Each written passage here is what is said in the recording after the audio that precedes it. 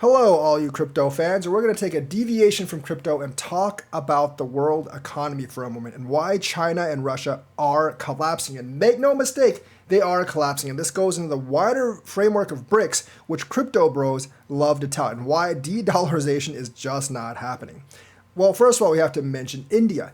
I think India has pulled out of the BRICS dollar and is kind of distancing itself. They're opportunists, but they know that siding with the United States has actually more benefits to them than siding with China, obviously. Because if it's a bilateral world and China is one of the bilateral powers, it obviously does not benefit India at all because China and India are constantly squabbling over territorial disputes and they've had multiple military skirmishes over the last couple of decades, and that's not going to stop. They really don't like each other. So that takes one of the core members out. The other two great members are China and Russia, and they're the ones that are really pulling for de-dollarization because obviously they don't like the dominance that the United States has. But how much of a threat are they? You know, we have all heard that China's GDP is rapidly catching up to the United States. They're still a couple $1 trillion off, but a survey says they are catching up. But the thing is, no one's able to audit those numbers. Unlike the US's GDP, which is reported in large part by a lot of third parties in the economy overall, China's numbers are completely reported by the government, and no one is allowed to question them. I think Russia's is almost the same way, or you might find yourself accidentally falling out of a three-story window, which is not very good, obviously. Many of Putin's opponents have mysteriously fallen out of three-story windows, and I don't think you want to oppose the Chinese government because they might be just more direct in destroying you. So we don't really know if those GDP numbers are real, and it's very hard to verify. So let's take a look at Russia first. Russia can actually manufacture GDP numbers that maybe aren't real. They can manufacture, casualties that aren't real for the war. They can also manufacture maybe industrial growth that might not be real. But one thing that they can't manufacture is the foreign exchange rate between the Russian ruble and the US dollar. And if you actually look at the graph over the past year, you can see it's gone straight down. Over the last year, basically during a lot of the duration of the war, they've basically gone from 0.16 to 1. That means they've lost a third of their value over the course of the last year. And the thing is, they can't really stop this from happening because their interest rate is already supremely high. You think our interest rate is bad at 5 or 6%. The Russian interest rate is at 12 or 13%, and analysts don't see it going down for the next year and a half, or at least until the end of 2024. Why? Because if they actually let loose on it, their money would actually collapse. If you look at the 5-year chart, you can see there's a sudden dip and up in March, late February, early March of 2022. You know why that is? Remember what happened then? Yes, they invaded Ukraine. So when they invaded Ukraine, they got sanctioned. All their currency dipped like crazy. And then the central bank did this amazing thing of basically increasing the interest rate 20% overnight. Obviously, that's a temporary measure. You can't keep it so high forever. And obviously, that's a one-time jolt that won't work again. So they got that one-time jolt. It rose their currency up from 0.0081 to about 0.1617. So they doubled the value of their currency overnight by raising the interest rates. But it's been catastrophically declining ever since, and it continues to catastrophically slide down. And it will actually reach the 0.08 level very, very soon, in my opinion. So the thing is, despite how much Russia tries to actually hide its economic woes, they're there. And the only way they can actually prevent hyperinflation is by keeping the interest rates really high. But as you know, in the United States, that will inhibit economic growth. Now, Russia can manufacture fake numbers a lot more easier than the United States to offset that. And because they are more of a command and control country under Putin than we are, they can deal with it a little bit better. But over the long term, if you try to keep interest rates at double digits and your ruble keeps on slipping, hyperinflation will soon ensue. Their inflation rate, as reported by them, is already 6%, and it doesn't look to be going down anytime soon. So both their inflation rate And their interest rate is way worse right now than what the United States is actually worth. So if you actually think our economy is doing worse, their economy is doing even worse. Yes, the reports are that their economy looks to be expanding, but that's because of their draconian and emergency policies, which cannot last forever. If the Russian ruble keeps on devaluing in price, then the common people will be really hurt because goods will actually cost more Russian rubles since they're losing 30% of their value in 1 year. The ruble losing like 30% of their value is like 30% inflation, even if the cost of goods themselves did not go up because you have to pay more rubles because they're actually worth less. And this is actually in comparison to the already inflating US dollar. So it's basically like 30% on top of what the US dollar is inflating at. So it's costing their people more rubles to actually purchase the same amount of stuff. So make no mistake, despite what the Kremlin says, their economy is not doing well and it is going straight downhill, as evidenced by the decreasing value of their dollar. Yes, they did hijack it and basically double or even more than double the price last March by upping interest rates to 20% overnight, or like plus 20% overnight. But that effect is slowly fading and they've lost most of that value already. So Russia's in a lot of trouble so that you can strike out another member of BRICS. Now, China is in a lot of trouble of itself. The urban youth unemployment is very catastrophic right now. The official listed unemployment rate is already 21%, and that's up from 15.4% 2 years earlier. 15.4% is already pretty high. 21% is very much catastrophic. And it's even worse if you look beyond the numbers. They did in-depth research. A scholar digging into data provided a more shocking stat. So he dug into more statistics. Fully 46.5, that's almost half, people, of China's 16 to 24-year-olds were neither employed nor in school in March. That means like they're unemployed, not working at McDonald's, not working at Starbucks, not employed. And they are also not in school. So they're just sitting around doing absolutely nothing. So the thing is, like, it's not the same way that most of the world recognizes gauge. And obviously, 16-year-olds are supposed to be in high school, but there's probably a lot of dropouts and they can't actually get jobs. So the real unemployment rate might be more around 30% than 46%. So the thing is, a country's youth employment rate is the ratio of an unemployed 15 to 24-year-olds to the overall youth labor force. Now, the thing is, like, if they're in school, they don't count towards the statistic. So there's a lot of dropouts. The competition in China is fierce.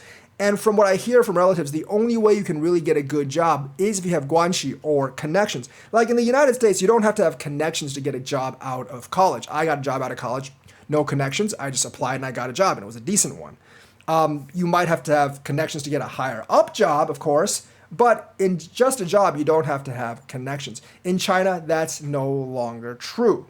So to be qualified as unemployed, one has to be without work, but available for work and have to have taken active steps to find work in the last 4 weeks.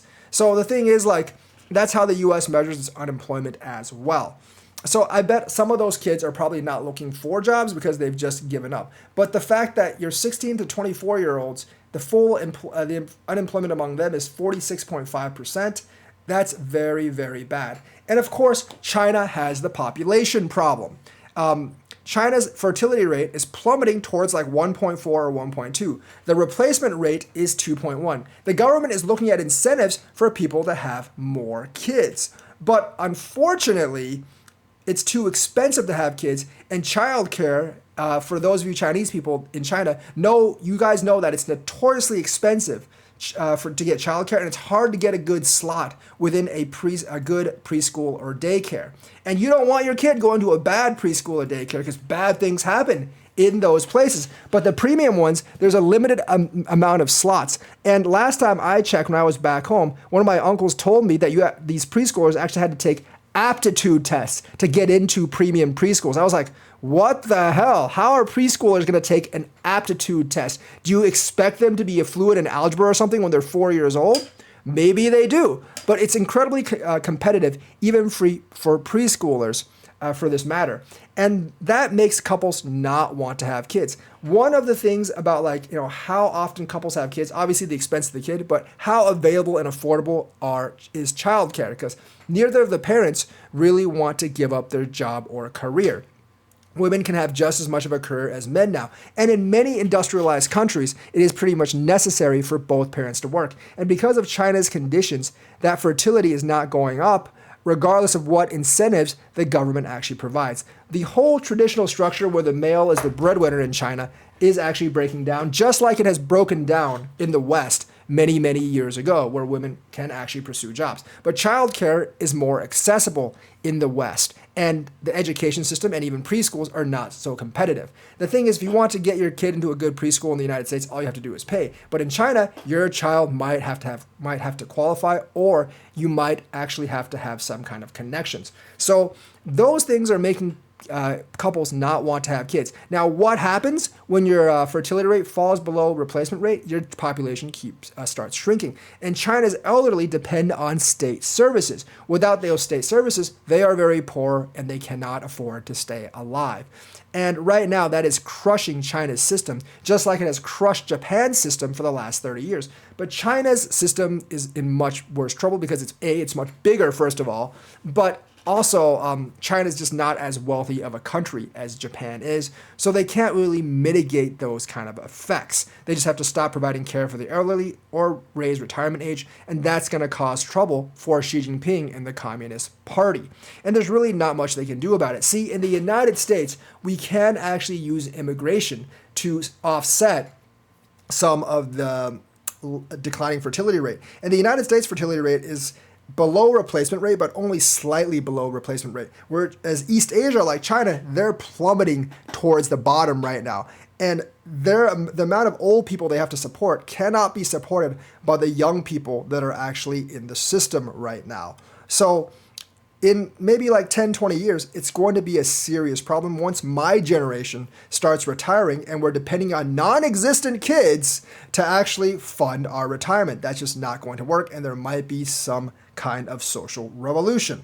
And it's only getting worse. And unlike the United States, you cannot depend on immigration to solve the problem because very few people want to immigrate to China. Yes, there are the Southeast Asian countries and North Korea especially North Korea, that want to immigrate to China, but you can't really depend on that. There's not enough of them from North Korea.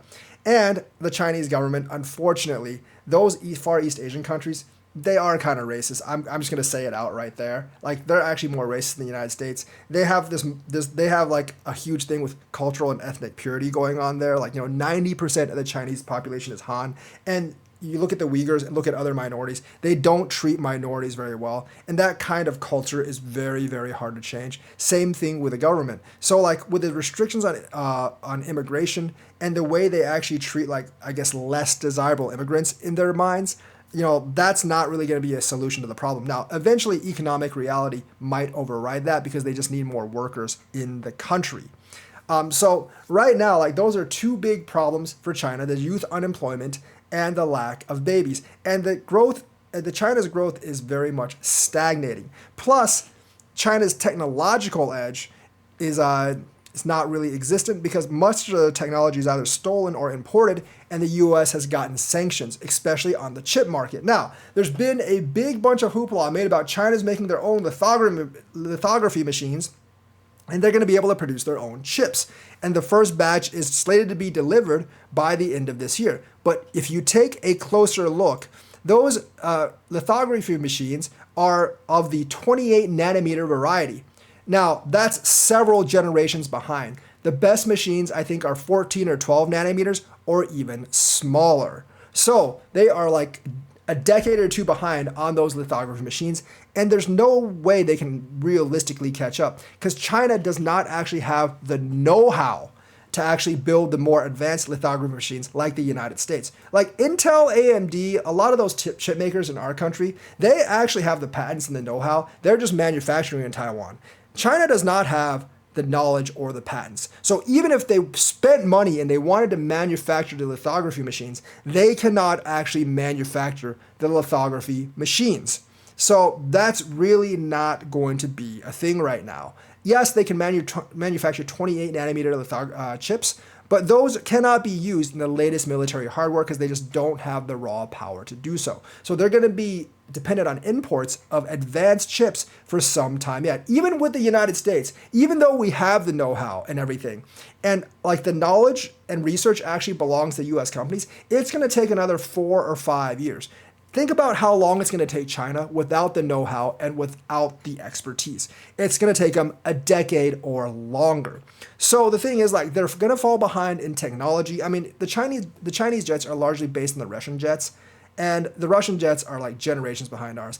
And one of the Chinese generals actually doubted that even their newest J-20s could actually go toe-to-toe with our F-16s on a one-on-one basis. And the F-16 is like a generation and a half, 2 generations behind. And those generations of military jets are like usually like 20 years. So their jets are far inferior to our latest jets and gadgets. And they can't really develop a jet with the same kind of propulsion engine and the same kind of stealth features that the United States actually has. So they're going to fall behind militarily, technologically, and economically. China is on the verge of collapse. And that brings us to our favorite topic, their real estate market. Most of you don't know, but the vast majority of Chinese people's wealth is in the home they own. The average home costs maybe 30, 40 years worth of salary for Chinese people. And now, the tax system in China is weird. Some people will say they have no taxes. They do have taxes. They do take it out of your salary. But the listed salary in China is actually after-tax salary, and that's the one you actually agree on. The government already has their share from the companies. They just don't really tell you what it is. So it's kind of like non-transparent over there. It's a lot more transparent here. It's like, we have tax brackets. There's like no real tax brackets. It's just like, yeah, we ask the companies for some money and then they just pay you whatever's left. That's just how that system actually works over there. And no one's really questioned it because no one really wants to question the government because bad things happen to you if you question the government. But the real estate market is in a lot of trouble. Now, demand in cities like Beijing and Shanghai is always going to be pretty high. But real estate companies have to expand outwards. And they spent billions upon billions of dollars building cities in places like Inner Mongolia that are essentially empty. They're basically ghost towns with houses that cost 1,000,000 yuan or more that no one lives in because they can't sell them. No one wants to move to those places.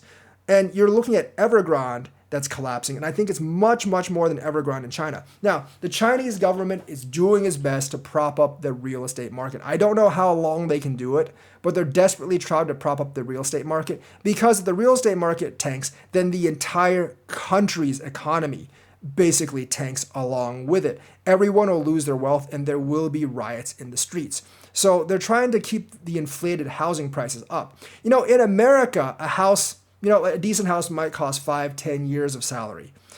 And that's like maybe combined salary from both parents. In China, it's going to cost like 30, 40 years. So the thing is, like, most people basically buy the house and the house is passed on from generation to generation. And older parents will actually buy a small house for a younger couple. Most kids actually stay with their parents until they're married in China. And the housing cost is one of the reasons. You think housing costs a lot more here, a lot in the United States here. You ain't seen nothing yet until you get over there.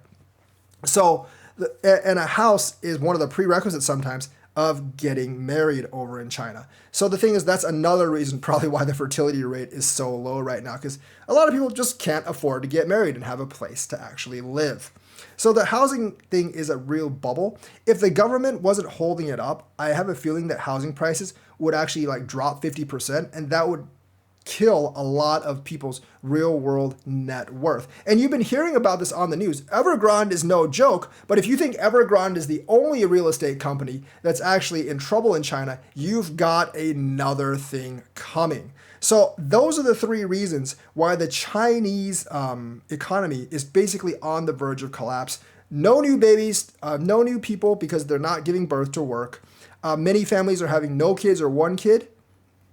The lack in technology, and they don't know how to produce the technology, the housing bubble, and obviously the massive youth unemployment rate. Now, any one of those factors can bring an economy to its knees, but all 4 of those put together, I'm not really sure how Emperor Xi Jinping plans to handle all of it. So the Chinese economy hasn't really been growing the last couple of years like in the past because they have some serious problems that there's no easy fix to. The Russian economy as good as some of the reports say it is, it's actually in shambles if you look at the ruble compared to the US dollar and the fact that it's basically still spiraling down into oblivion.